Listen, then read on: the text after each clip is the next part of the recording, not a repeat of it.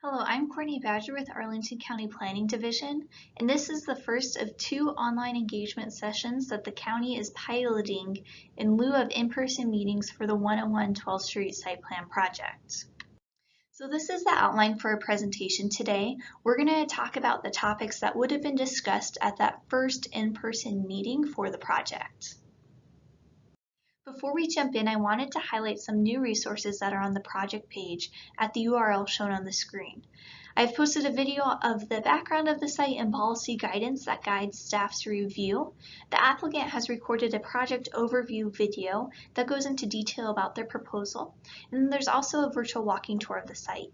You can also visit the webpage to see the plans that were submitted by JBG. So the application package that was submitted consists of 4 different application types. The first one was a block plan, and for more information on that, there's a whole block plan presentation that goes into that. There's a site plan amendment to site plan number 229 that was submitted to remove approximately 91,000 square feet from that site plan. And that area can be seen in the top image, kind of shaded in that whitish rectangle area. And I'm going to highlight it again so that you can see that.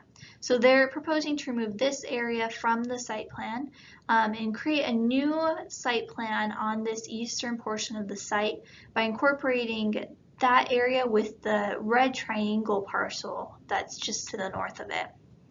On that new site plan area, they're proposing to construct a new 9-story office building with 1 level of underground parking. And then they are also proposing to rezone that section to CO Crystal City. So briefly overview on the background and zoning. Again, if you want a more in-depth look, check out the video that's been posted to the webpage. So this site is located in the Northeast Gateway section of Crystal City. It's east of Richmond Highway in Long Bridge Park, just south of 10th Street.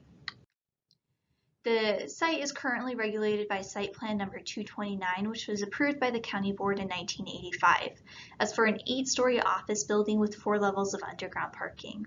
The Crystal City Sector Plan identifies the eastern portion of the site that's an existing open space parcel as a redevelopment site.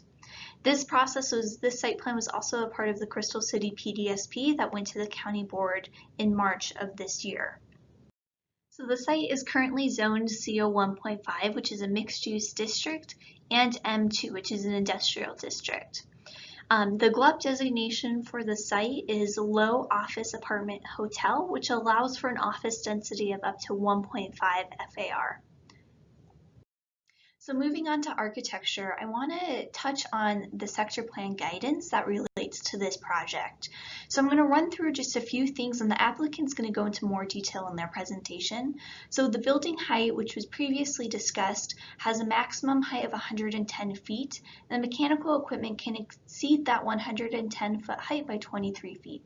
So the applicant is proposing to have a 109 foot tall building with about 18-foot mechanical equipment on top. The penthouse equipment has to be set back from the roof line, and the sector plan also encourages street level activation by increasing the height of the ground floor to make it more pedestrian friendly and having a higher volume of transparency. So moving on, the eastern facade of the project is called to be an architectural feature in the sector plan. And the goal of having an architectural feature is to establish a distinct identity of place, symbolically mark gateways, significant points of interest, and contribute to the visual and architectural character of the Crystal City streetscape. So that eastern facade is shown here. So the image on the left is the view of that facade from the sidewalk adjacent to Crystal Drive, right as it's turning into 12th Street. And then the right image is that eastern facade from the pedestrian connection down from Long Bridge Drive. Hello, I'm Robert Gibson with Arlington County's Department of Environmental Services. I work with Courtney to ensure that transportation and land use are coordinated for projects like this. Across the next couple of slides, I'll discuss how this project integrates into and adds to Arlington's transportation network within Pentagon City and Crystal City. This project is located at the north end of Crystal City, just east of Pentagon City. The site is well situated to take advantage of the multimodal transportation network in the area. Because of the site's proximity to a robust network of transit, bicycle, and pedestrian facilities, fewer employees than you think will have to drive to the site. We project only 30% of employees at the site will need to drive. This project will not only utilize our multimodal transportation network, but it will also enhance it and build on it, improving access and connectivity within this portion of Crystal City. One of the key transportation improvements associated with this project is the construction of a new street connection between 12th Street South and 10th Street South. The new street has been in the works for a long time and is included on the Master Transportation Plan and within the Crystal City Sector Plan. The new street will help improve pedestrian, bicycle, vehicle, and emergency response connectivity in this portion of Crystal City. As we continue to review this project, staff and the applicant are working together to ensure that the design of the new road best supports the proposed development and the surrounding community. We continue to refine the design of the street to make it safer and greener. Specifically, we're looking at how to best improve urban tree canopy, landscaping, and stormwater management, while also reducing the number of pedestrian and vehicle conflicts along 12th Street South. Now let's take a look at the design for the new street connection, as well as what's proposed along 12th Street South. The new street's proposed to be 23 feet wide, curb to curb, providing a travel lane in each direction, and it's proposed to have sidewalks on both sides of the street. New street trees are proposed to buffer pedestrians and vehicles along the street. Along the new street, a small planting buffer is proposed to buffer the sidewalk from the building. The applicant has proposed making the street as narrow as possible to reduce the impervious area of the proposed new street connection. Along 12th Street South, the project will maintain the existing curb-to-curb dimensions of the street and reconstruct the sidewalk along the project's frontage. Along the project frontage, the streetscape is proposed to be over 20 feet wide, consistent with the Crystal City Sector Plan. The project proposes providing a wider planting strip for street trees and a generous sidewalk that will be buffered from the building with a planting and landscaped area. The street cross-sections proposed for the project are generally consistent with the county's Master Transportation Plan and the Crystal City Sector Plan. The project has studied the transportation impacts of this project on the surrounding neighborhood in depth. You can read more about that in the multimodal transportation assessment linked on the project webpage. I'll turn this over to Courtney to complete our presentation for the project. So the applicant is proposing to provide one level of underground parking with the new proposed office building. That's 68 parking spaces. The existing office building on the western portion of the site has about 900 parking spaces.